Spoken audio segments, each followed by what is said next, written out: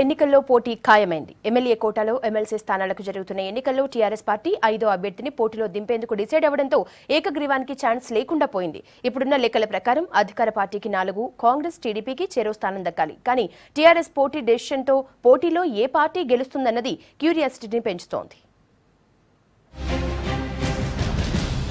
Congress party అభ్యర్థిని ఖరారు చేసింది.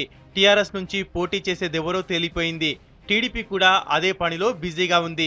ఉన్నది 6 సీట్లే, కానీ బరిలో 7 పోటీ చేయడం ఖాయం కావడంతో ఎమ్మెల్యే కోటాలో ఎమ్మెల్సీ స్థానాలకు ఎన్నిక తప్పనిసరైంది. గెలుపును ప్రెస్టీజియస్ గా తీసుకున్న అన్ని పార్టీలు ఇప్పటికే కసరత్తును మొదలుపెట్టాయి.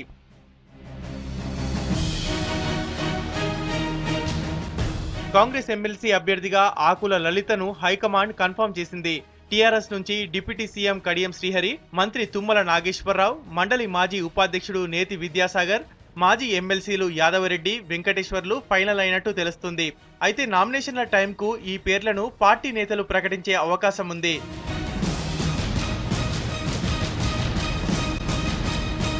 టీడీపీలో కన్ఫ్యూజన్ కంటిన్యూ అవుతుంది. సీనియర్ నేతలు వేం నరేందర్ రెడ్డి, అరికెల నర్సారెడ్డి, అరవింద్ కుమార్ గౌడ్ల పేర్లను పరిశీలించిన అధినేత చంద్రబాబు అభ్యర్థి ఎంపిక బాధ్యతలను ఎర్రబెల్లి, రేవంత్, గరికపాటికి అప్పగించారు.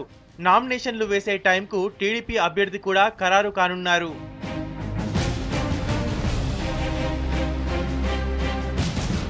అసెంబ్లీలో పార్టీల బలం ప్రకారం టీఆర్ఎస్ కు 4, కాంగ్రెస్ టీడీపీకి చెరో సీట్ దక్కాలి. సభలో 119 మంది సభ్యులుంటే ఇప్పుడు 6 సీట్లకు ఎన్నికలు జరగనున్నాయి. అంటే ఒక్కో అభ్యర్థికి అటు ఇటుగా 20 మంది ఎమ్మెల్యేల మద్దతు అవసరం కానుంది. ఇందులో కాంగ్రెస్ కు 18 మంది సభ్యుల బలం ఉండడంతో కామ్రేడ్ల మద్దతుపై ఆ పార్టీ ఆశలు పెట్టుకుంది. టీడీపీకి 11 మందితో పాటు బీజేపీ నుంచి 5 ఎమ్మెల్యేల మద్దతుంది. ఇంకో 4 ఓట్లుంటేనే గెలుపు సాధ్యమవుతుంది. ఈ టైంలో తమ పార్టీ నుంచి గెలిచిన ఎమ్మెల్యేలు ఫిరాయింపుల నిరోధక చట్టం భయంతో తమకే ఓటేస్తారని టీడీపీ ఆశలు పెట్టుకుంది. మరోవైపు టీఆర్ఎస్ లో చేరిన తలసాని, తీగల, మంచిరెడ్డిలను టీడీఎల్పీ మీటింగ్ కు రావాలంటూ పార్టీ ఇన్వైట్ చేసింది. ఈ ముగ్గురు టీఆర్ఎస్ గూటికి చేరడంతో ఏం జరగబోతుందన్నది ఆసక్తిగా మారింది.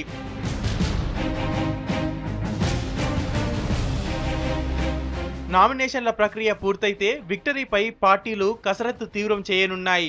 ఎలాగైనా 3-4 అట్రాక్ట్ చేసి 5వ అభ్యర్థిని గెలిపించుకోవాలని టీఆర్ఎస్ ప్లాన్ చేస్తుంది. ఇటు టీఆర్ఎస్ సెక్రటరీ జనరల్ కేశవరావు ఇంటికి వెళ్లిన కాంగ్రెస్ ఎల్పీ నేత జానారెడ్డి, గులాబీ ఎమ్మెల్యేలు ద్వితీయ ప్రాధాన్యత ఓట్లను కాంగ్రెస్ అభ్యర్థులకే వెయ్యాలని రిక్వెస్ట్ చేసినట్లు తెలిసింది.